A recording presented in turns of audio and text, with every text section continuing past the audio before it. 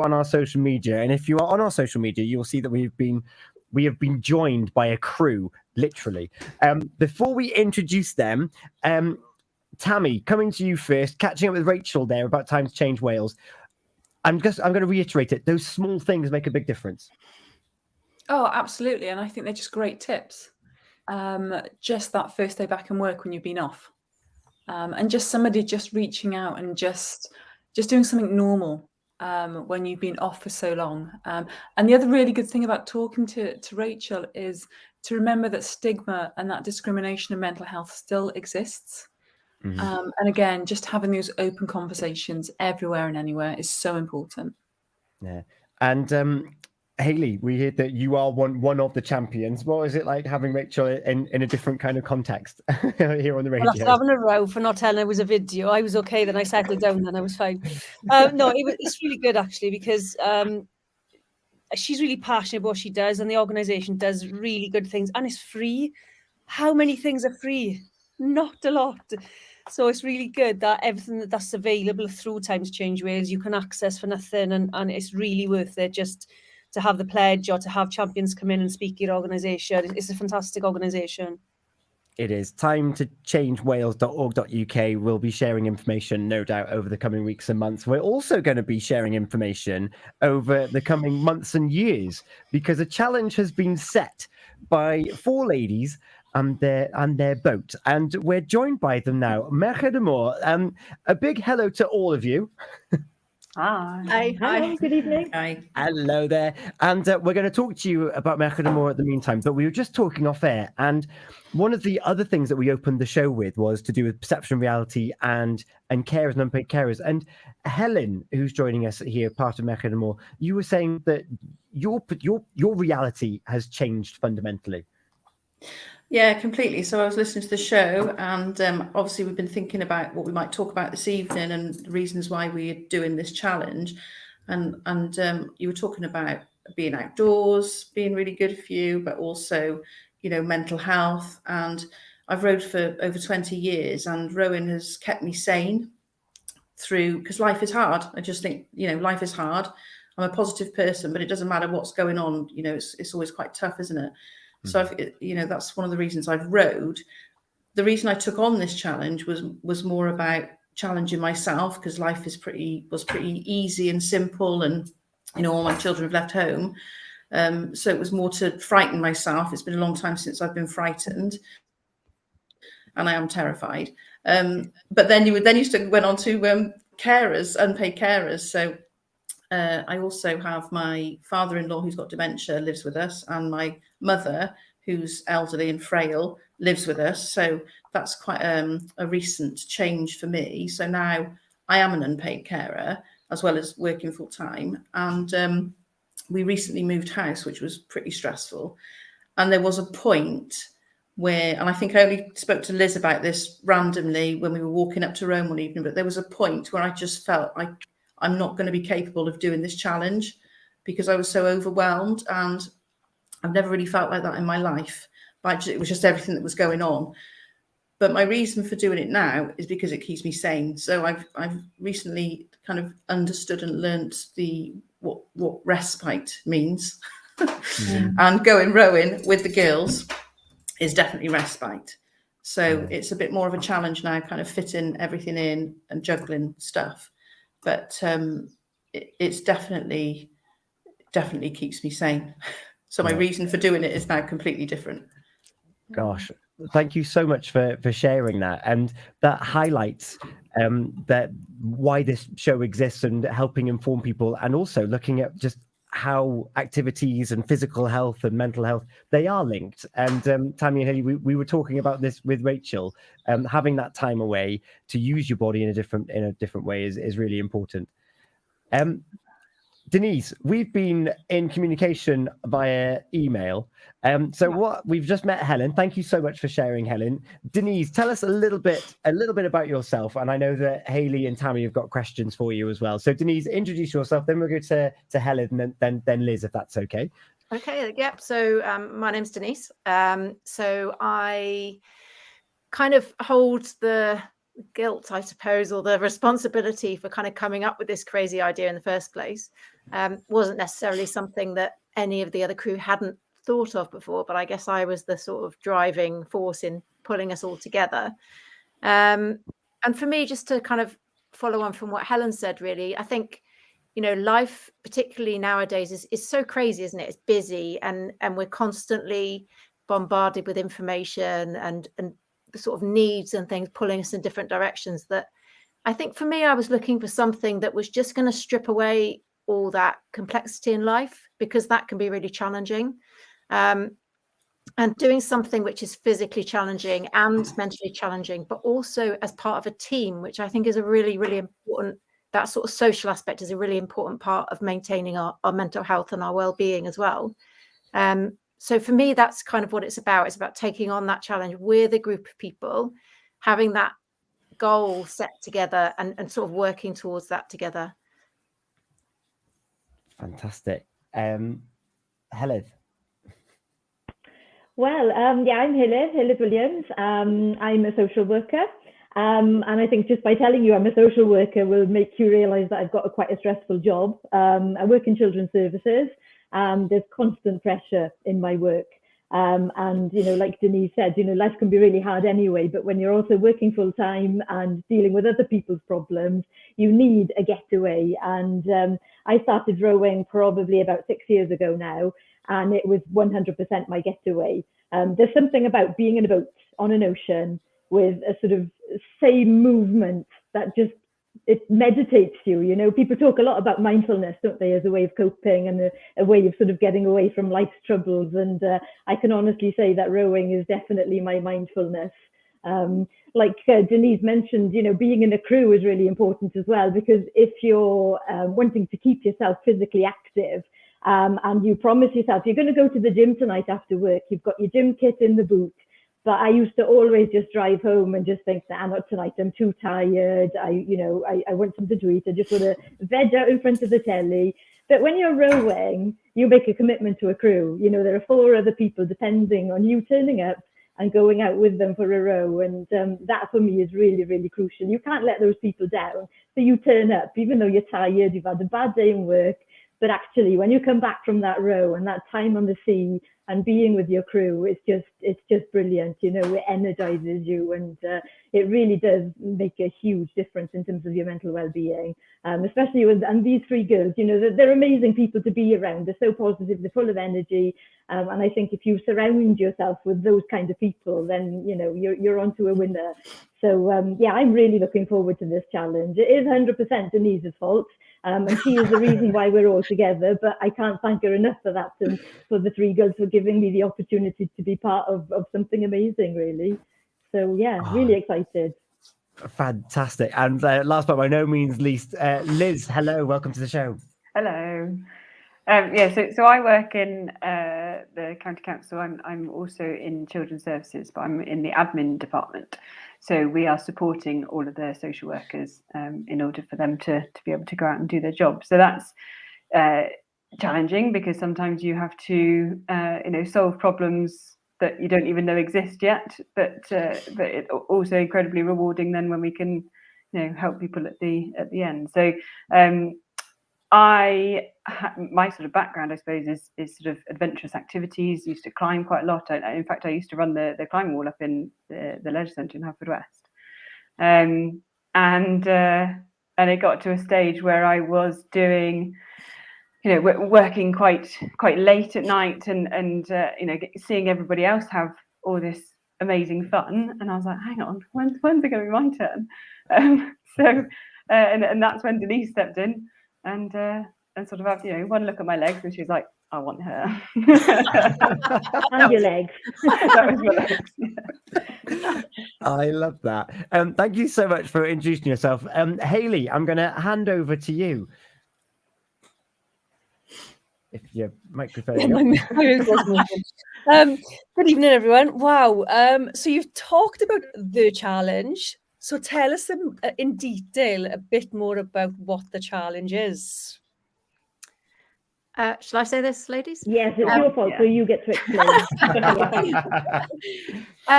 So in a nutshell, it's rowing unsupported 3,000 miles across the Atlantic Ocean. from La Gomera in the Canary Islands over to Antigua in the Caribbean.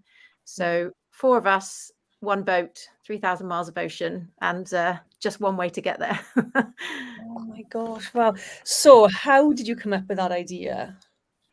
I think, like lots of people, through sort of COVID lockdowns and things, perhaps, all our world shrunk a little bit, didn't they? And, a lot of people really struggled through those times. And I think perhaps, searching for that, it was something I saw on the internet, actually, and it was completely accidental. But you know how sometimes things grab you, they just really, you just see them and they get under your skin and you kind of can't let them go. And that's what happened to me, really. I saw it, and then the following year I followed the race. You can follow the little dots going across the screen on the internet, which hopefully everyone will follow us going across the screen in 2025. And I just really felt that it was the thing for me, that it was the big challenge of my life was going to be that. So yeah, these girls coming on board made it a reality, which is amazing. Oh my gosh. So you're all to blame, really. You came up with the idea, but they're encouraging you. Yeah, we're enablers here. Yeah, that's it. Couldn't do it without them. Well, it sounds amazing. Who's going to benefit from your challenge? Well, we all picked a charity, so we are raising money for 4 charities through the challenge. So maybe the other girls can talk about theirs, but I picked a charity. It's the Welsh sort of kidney support charity, Popham Foundation, which I've actually worked with some of their participants or their service users in the past. And actually, we talked, or somebody talked earlier about the link between sort of physical health and mental health, and all of their sort of participants are either experienced sort of long-term kidney care or disease, and also the families and the people around those patients as well. And that, the benefit for them of the work that I did with them was in adventure and being outdoors and being by the sea and in the sea. And it's not just the physical nature, the benefits to their emotional and their social and their mental well-being was really evident in just a week-long residential kind of course. So I really wanted to do something that meant that they could directly benefit, and actually they're going to use the money directly to set up a program around peer support, which is kind of a little bit of a legacy, really, of our row, which I'm really excited about, being able to do something like that, that will last beyond the row. Oh, amazing. Thank you. Heledd, do you want to share your charity? I will, yes, with pleasure. So I chose the Sea Trust Wales, which is a charity based down in Gwdic in Fishguard. Some of your listeners may have heard of it. They do some really, really good work in terms of raising awareness in relation to the ocean, protecting the ocean, reducing plastics, etc., etc. And it was really important for me to have something that had a strong link to the sea, because the sea means so much to me, and means so much to my well-being. I think we need to protect it at all costs. And what the Sea Trust do is they go to schools, they teach children and young people about the importance of keeping the seas clean and looking after what we've got, really, because if we don't look after it, it's going to disappear. So yeah, they're a brilliant charity, and they've got an aquarium down in Gwdic as well, which I would advise anybody to go and have a look at. It really is amazing. It shows you all these wonderful creatures that live in the seas in Pembrokeshire that we don't have a clue about. So it's a really good charity. Really excited to raise some money for them. Brilliant, thank you. And Liz, your charity? So mine was RNLI, or is RNLI. That sort of comes from my sort of father's side of the family being sailors and long-term supporters of the RNLI, and now moving to Pembrokeshire. We are a coastal county. Lots of our friends volunteer for the RNLI, and each of us, I think, now is in a coastal village as well. So we're all spread out again. We're literally across Pembrokeshire. It's wonderful. So it's that link. It's trying to help what's on your doorstep. And we've got a fantastic local RNLI charities lady, Alice, who has been supporting us with all of our fundraising, and will continue them for the next three years. It's very exciting to be part of it. Oh, brilliant. Thank you. And Helen, yours? So I will also work in social care, children's services, and the charity I chose is Action for Children. So they help and support children and families, looked after children who are no longer with their parents, and also parents who are trying to work towards keeping their children with them, as well as young carers and things like that. So yeah, that was the charity I chose. So I think all our charities are going to be, they're really keen to be quite involved in our journey in lots of different ways. So hopefully we'll be dragging them to events and doing events specifically for each charity as well. Awesome. Thanks, everyone. Tammy, have you got anything to ask? I've got so much to ask. So much to ask. And we haven't got long. So I'm like, what a challenge. What an inspiration. So it's so ambitious. First of all, how do you sleep? When you're kind of going across the Atlantic, 3,000 miles, how does that work? Not very well. The honest answer to that is that we don't really know yet, do we? We haven't actually physically got our boat yet, but the idea is that an ocean rowing boat, it's got 2 cabins, one either end, and 2 people will sleep in the cabin, obviously not at the same time, but we'll be doing a 2-hour on, 2-hour off rowing pattern. So 2 of us will be rowing whilst the other 2 are sleeping, eating, cleaning the boat, washing, watching the wonderful wildlife we're hoping to see. Yeah. So the boats, they're big boats, but to live on them for maybe sort of 40 days, which is what we envisage the amount of time it'll take us to row across. I think that's the one thing I'm not worried about, because since the menopause, I don't sleep anyway. So so my superpower is I don't need sleep anymore. So Helen's going to row for everyone. Yes. Yes, we'll remember that. Thanks, Helen. Yeah. And you know what? That just leads me on to my other. It's a random question, but I did have a look at your website earlier, and it says that your preferred boat of choice is the RX45. Now, I'm not any kind of expert, and I don't claim to be. I know nothing about it. In layman's terms, what car would you compare it to, just so I know? Very fancy one. New one that goes very, very fast. It's the sports car of ocean rowing boats, really. It's new, it's a new design. So we're pretty excited that we might be able to take that across an ocean. But yeah, it's like the Ferrari of ocean rowing boats. See, I can work with that. My brain can I can work with that. And then my other question, which I hadn't thought of until just now, is you've set yourself this goal of 900 days to go, 2025. How did you work back? How did you get to that kind of that date, I suppose? That was the earliest that we could book in, actually, to this particular race that we're going for, because it is so popular, and they only allow sort of up to about 40 teams per year. So that was it. But it gives us a lovely lead in and enough time to get a team together, get to know each other, make sure that we actually do get along, which turns out we do, so that's all right for the moment. And then to raise as much awareness and give us that the full amount of time to raise essentially the money for our charity. So 3 years for us was, well, it seemed long at the time, but now crikey, it's going quick. When you just said 900 days to go, I'm like, oh no. I know, I thought that. I thought, is that all that's left? Yeah.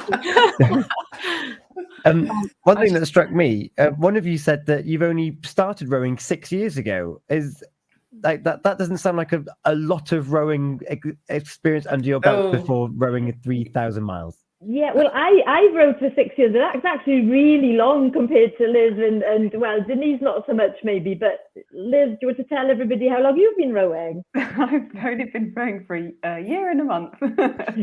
Wow. So but when Denise first asked me, I'd never rowed before. I was like, yeah, there we go. That's just amazing. Absolutely. And there's just such a physical challenge. And I just think it's amazing. I think you're just Wonder Women.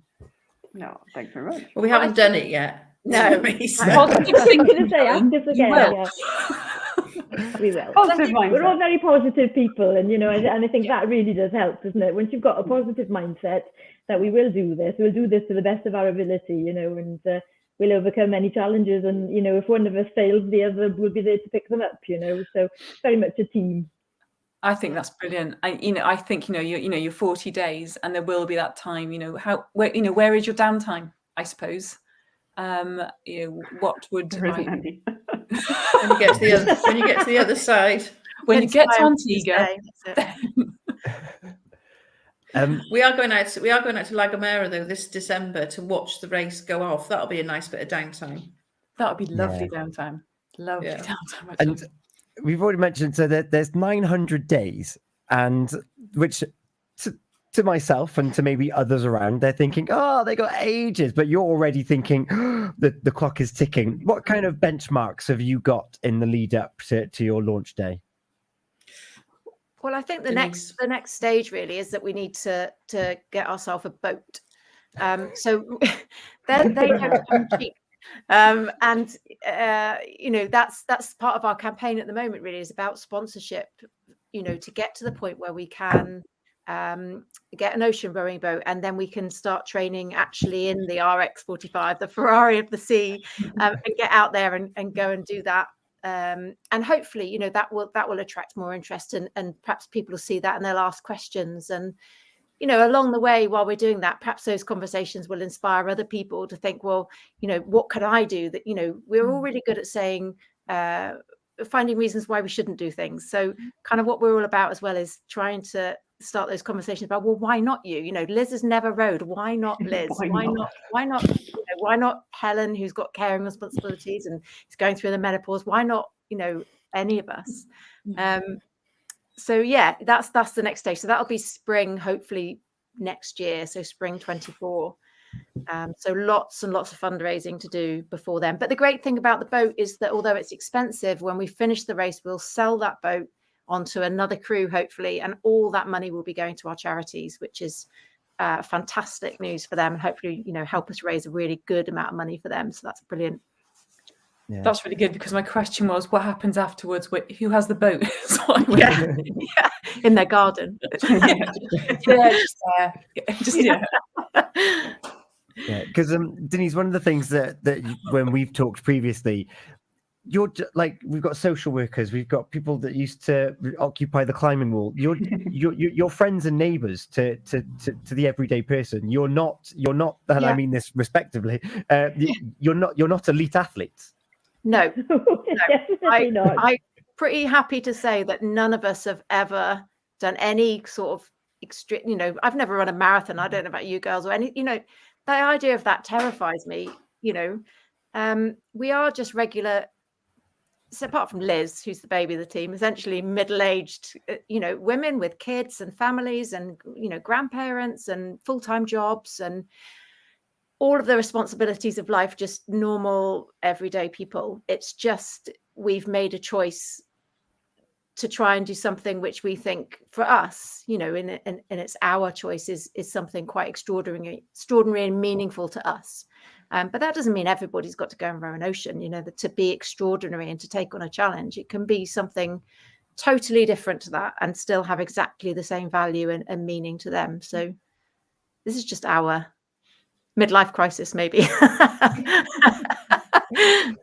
It's respite. It's definitely respite. Yeah. Respite, midlife crisis. Haley, I'm going to bring you in on that point there. That this idea of the midlife crisis. I'm not going to ask you your ages, but you did just say that some of you are grandparents, so we can assume that some of you are a little bit older. And that midlife crisis, that whole aspect of, well, what now? What am I going to do with my life? Haley, it's a common theme, isn't it? Yeah, it really is. And I'm actually wondering, is this going to be enough for you? Once you've done it and you've achieved it, are you going to have to find the next thing that pushes you again? Quite possibly.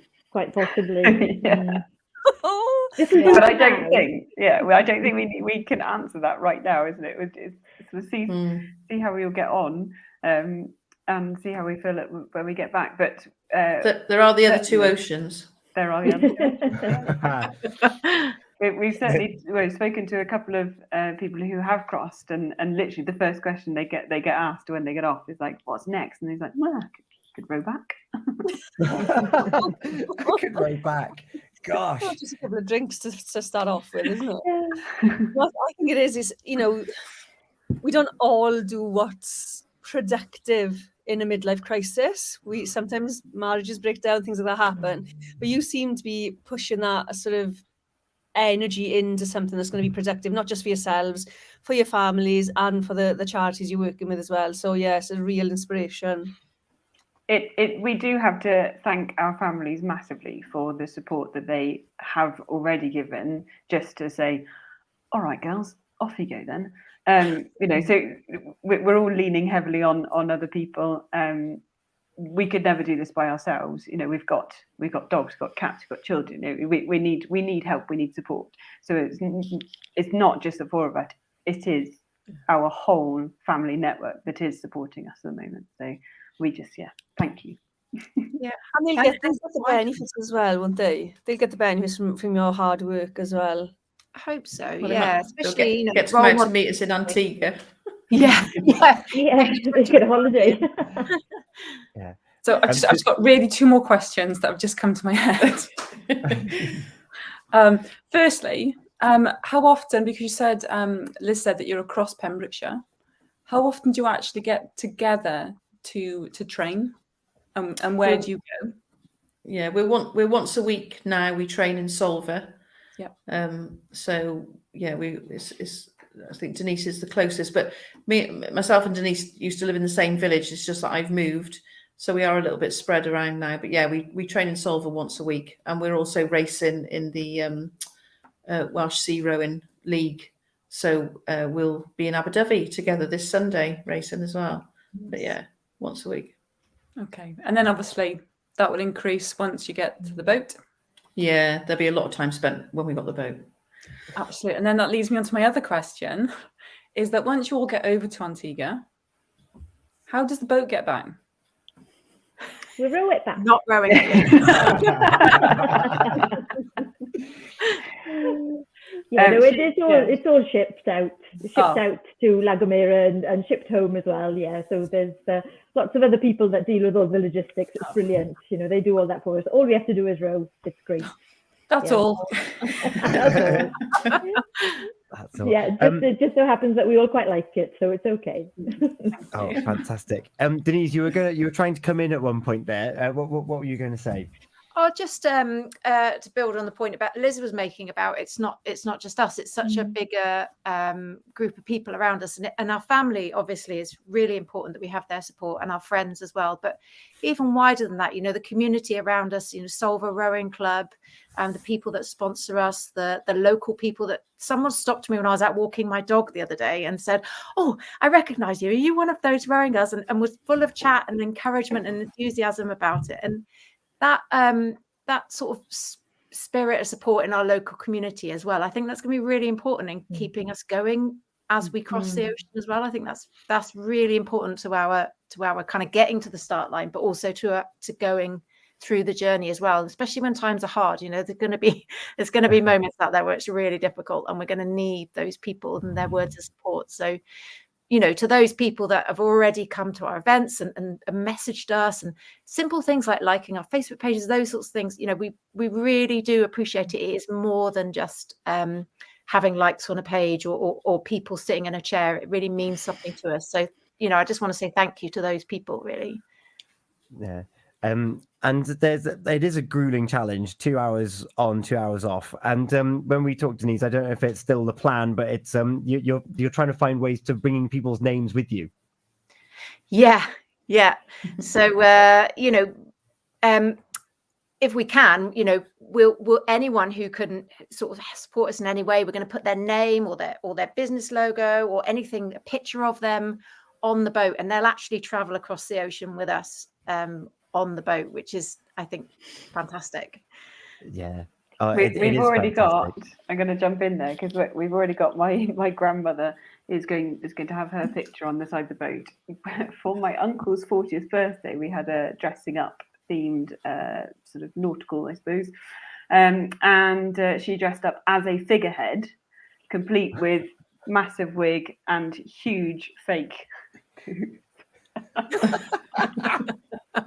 And so I got a picture of her. It's a good picture. That will go on the front of the boat. I haven't told the girls yet, but it will. I'm sure they'll agree. So that will go, and she will be our figurehead leading us to Antigua. That's amazing. If she's going to put that much effort in, she deserves to be on the front day if it's practical. And lastly, if people, you've just mentioned your Facebook there, and people can sponsor and get involved, go to your events. Just very quickly, how can people keep up to date with your progress? What have you got lined up? And just give people a flavour as to how they can stay in tune with Merched y Môr. Helen? I think the best way is via our Facebook page. You know, we keep that updated. We've also got an Instagram page as well. We've got a really cracking website, which is www.merchedyMôr, gosh, I can't say it, .wales.